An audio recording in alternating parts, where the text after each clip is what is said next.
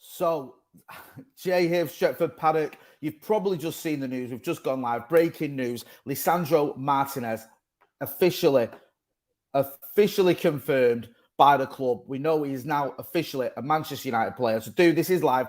Get involved in the comments. Let us know what you think about this new signing. We knew it was happening anyway, didn't we? But it has been officially confirmed. So I'm going to get into all the details and the nitty-gritty now. Make sure you're letting us know your thoughts on this one. So we've just had it here. There's all sorts of, stories, announcements going around. But I'll try and get the actual official one because it came up on my emails. Manchester United have officially made have made Lisandro Martinez their latest signing. So let's just go have a look there and see what we think about. This was one that we all know about, right? We know about it. We know he's joining. We knew he was joining.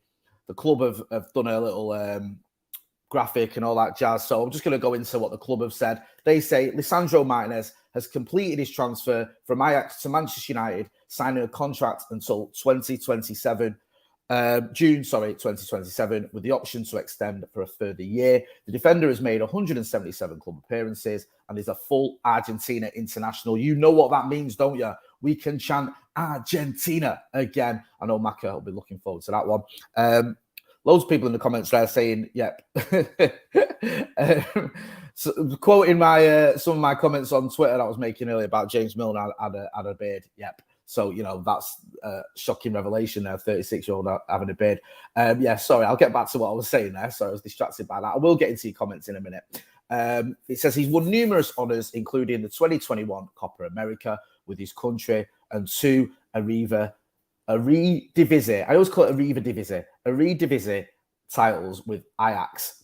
Martinez has been quoted. He says, "It's an honour to join this great football club. I've worked myself so hard to get to this moment, and now that I'm here, I'm going to push myself even further. I've been lucky enough to be part of successful teams in my career, and that's why I want to continue at Manchester United. There will be a lot of work to get to that moment, but I firmly believe that under this manager and coaches, and together with my new teammates, we can do it. I want to thank Ajax and their fans for all their support they gave me. I had an unbelievable time. Blah, blah, blah, blah, blah. Yeah, you know what? He's thanking his former club. We get that. John Murtagh, who's the United football director, says, Lisandro is an outstanding player, who will bring further quality and experience to Eric's squad. We are delighted that he has chosen to join United, and we are looking forward to seeing him develop further and help the team even achieve the success we're looking for. So, he's done. Now, people already in the comments saying, is he replacing Lindelof? I'm just trying to get into your comments here. Johnny John says, has he replaced Lindelof? Jay Kamanzuli says, love you, Jay, love you too. Sean says, King of Moston. I'm not from Moston. I'm from, I live in Eccles via Trafford. Damien Clark says, hopefully he brings balance to the back four. Sean says, is he a Jedi? In response to Damien Clark's quote. Suresh Halai says, gutted I didn't get to see you guys at the games in Melbourne. Yep, we had a great time in Melbourne, met loads of fans. Apologies if we couldn't meet anyone or if anyone missed us. It was great to see the support we've got. Do let us know what you think about Lisandro Martinez. We know that United have had issues in defence. We've seen issues in the defence, even on the tour. We've seen a couple of goals go in where you go, really, that's defence could have done a little bit better. Martinez coming in. A big deal has been made about his height. Yeah, I don't want to get this wrong, right? Because I should know this, because it's like the most spoken about thing in football at the minute is his height. Look, if you put Lisandro Martinez into a search straight away, it comes up Lisandro Martinez height. Now, 1.7, what's that mean? 1.75 meters. I don't know what that means. Is it 5'9"? Thank you. There we go. There's a bit of clarification for the old fuddy-duddies like me who do things in feet and inches. He's 5'9", so he is a little bit on the small side. There's no point in denying that. But he's done this before, and he's handled the big strikers before. He played against Erling Haaland, I believe, when Ajax played Dortmund in the Champions League, and I believe he did a very good job against him. Also, most teams now, yes, you do have teams that cross the ball in. It's not like it's unheard of. Liverpool, for example, are very fond of that with Trent Alexander-Arnold and Andrew Robertson, for example. But a lot of teams don't have out-and-out wingers. They have inverted wingers. They have wingers who are, playing it on the ground, trying to get it sort of into feet and that sort of stuff. So, yes, you do have to deal with crosses, but most of the game, most of the time, it's dealing with it on the floor.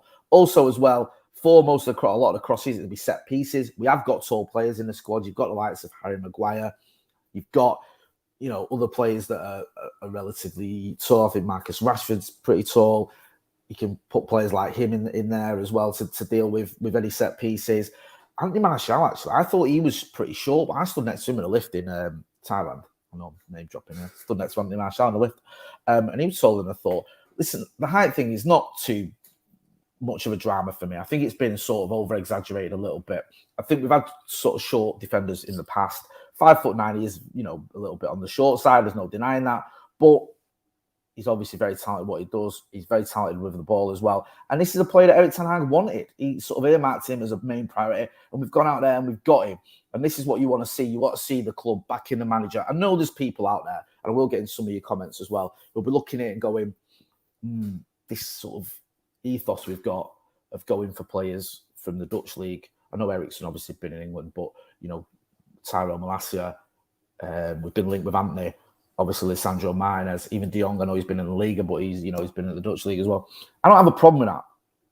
I think Erik ten Hag is an intelligent manager. He knows what he's doing. He'll know the levels in the Premier League. He'll know the levels in Europe. I know we're in the Europa League, not the Champions League. But I don't think he's just going to be naive. I don't think he's going to think, oh, well, anyone who's cut out for the Dutch league can definitely do it in the Premier League. He'll know there's a difference. And he'll know the players that are at the top end of the Eredivisie. He'll know the players that are at the top end of that league who can make the jump to the Premier League, because the Premier League standard is higher. I don't think there's any denying that. So I'm not too concerned about this. Let us know what you think anyway, because it's sort of, for me, I feel like it's almost like a bit of a media agenda, really, to push this sort of a narrative about his height, and all you hear about he's 5 foot this, he's this, that, and the other. He's going to get found out in the Premier League. This isn't the late 80s or early 90s when there was loads of long balls flying in, and it was like, you had the likes of John Fashanu and Les Ferdinand to deal with. This is completely different now, and I think an intelligent defender at that height can handle it. But you may disagree. Ross Murphy says, how's the flight back from Australia, Jay? Yeah, it was good. Went via Dubai. It wasn't a long stopover in Dubai. And then we ended up in Manchester, obviously. We didn't end up in. So we went to Manchester. So, yeah, it was great. Simon says, too much glare off the head. Sorry, is that any better? I've had to do a sort of a quick live here from the kitchen. So apologies if there's a bit of a glare on my head. There's nothing I can do about that too much. I'll try and, try and do what I can do. Vincent Bullock says, I think it's an absolute disgrace to the club not to show today's friendly on MUTV, and our under-21's friendly against Kidderminster yesterday, which we won 1-0.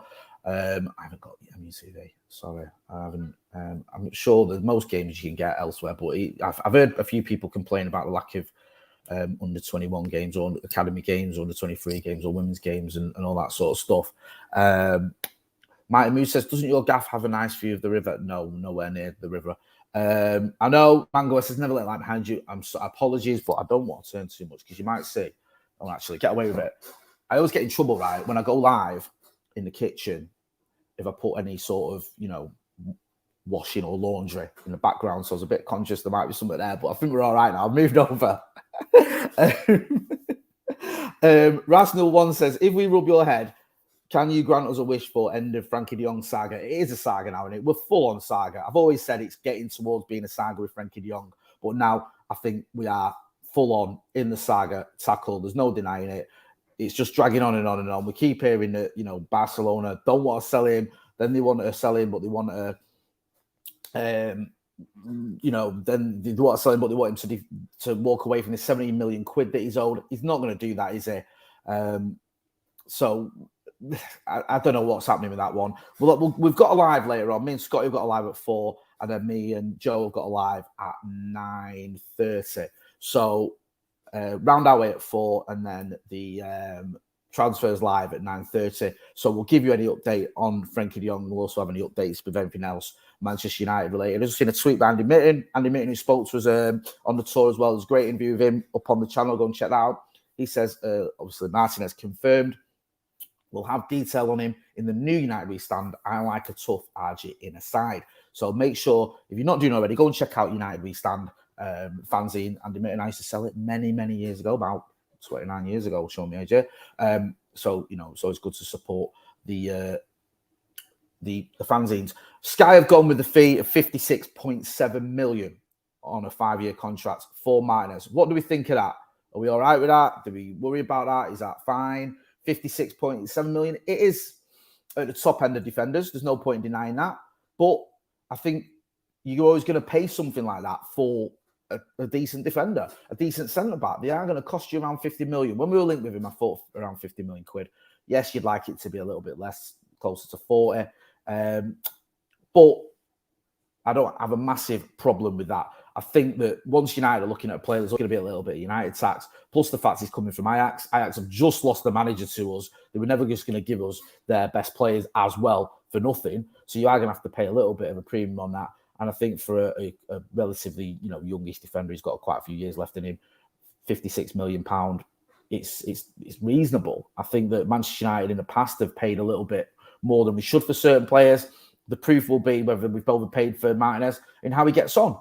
If he plays well, if he does well, then, it'll look like a bit of a bargain. If it doesn't work out for him, then obviously that's how you'll judge it. But at the moment, I don't think £56 million for a player who's obviously won trophies in Holland and, is a sort of well sought after player as well, and someone that the managers wanted straight away. I don't have a problem with that at all. I think that's a good one. Make sure you are hitting the like button as well. Hit that like button. Get involved in the comments. Let us know what you think. Some people say maybe he could play in CDM. I don't think he's a CDM. He has played there, but I think he's played the vast majority of his matches in defence. And I know, and I'm guilty of it as anyone, we want a CDM, and there's this clamouring from Manchester United fans. We need a CDM. We need an out-and-out CDM. Can we get him in there? Is he the guy that can do the job for us? But I think you have to look at it and go, he's not that person. That's not his preferred position. His preferred position is centre-back. I'm just looking at some of the stats here. He's played, I think this is in the league. I might be wrong, though. It might be in everything. But he's played 53 games as centre-back, 15 as defensive midfield, and 6 at left-back. So he's versatile. There's a touch of the John O'Shea's about him.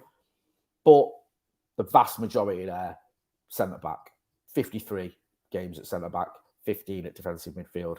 So, yes, he could play there if needs be. But I think he's coming in as a centre-back, and he's someone who can obviously carry the ball out of defence, pick a pass out, play that sort of Ten Hag ball, if you want to call it that he likes to play. And I think it makes sense that Manchester United have gone for him. Looks like Ten Hag's sort of prioritising defence a little bit there, doesn't he? We've got a left-back in Tyrell Malacia. We've now got Lisandro Martinez. I know we've got in Christian Eriksen on a free as well. I've not forgotten about him. But there, 2 defenders coming in. He obviously looked at that and thought, I need to strengthen in that area. And he has done. Be interesting to see what happens now. You'd think Frenkie de Jong is the main target now and he would be the one. But there's also talk of Anthony. Anthony seems to be on a list. We'll have to wait and see because we need someone who can play down that right-hand side of the attack as cover for Jadon Sancho. I know we've got Sancho there. But when you look at other players that play there, you can play Elanga there, you can play Rashford there. It's not their preferred position. I still feel like we could do with a little bit of cover there as well. And just having another option in attack. We've got Elanga, we've got Rashford, we've got Martial, we've got Ronaldo, we've got Jadon Sancho. But I think you need a little bit more than that, especially when you look at the fact that Rashford and Martial, even though I love both of them, had difficult seasons last season, to say the least. You look at Elanga, still relatively unproven, had a bit sort of difficult end towards the season. I think it was 14 or 13 games without a goal, whatever it was. Cristiano Ronaldo, 37, going on 38. He's 37 till he's 38. So you need a bit of extra firepower there. Looks like Anthony could be the one. Chris Pete says, our attackers can be great on a good day and really average on a bad day, but our defence on a bad day is atrocious. Martinez is an astute signing. Blur Music says, not sure how this height agenda came in, Jay. Just came from the Dutch League. Holland has the tallest average man's height in the world. Sure, he'll manage here. Yeah, someone was saying he's like clearances and stuff. He's quite, he's not an issue for him. He doesn't get found wanting in that department in sort of aerial duels, I should say. So I don't think this is, I don't think it's going to be too much of an issue. I think people are making it a big issue. And also, like, if he was 5'11", we'd be having this conversation. And does that 2 inches really make that much of a difference?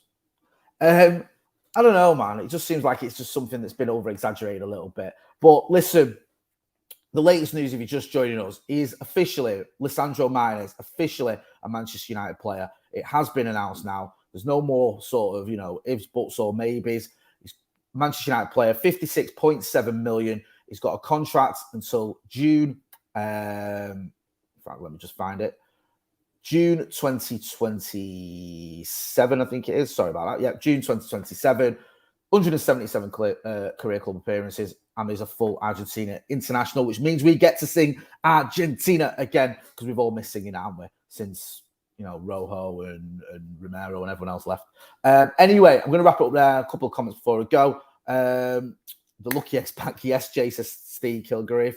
Liam Cohen says Jones and 40 million for Anthony. Eddie Maniac says, with Martinez joining, who do you reckon is on his way out? We'll have to wait and see.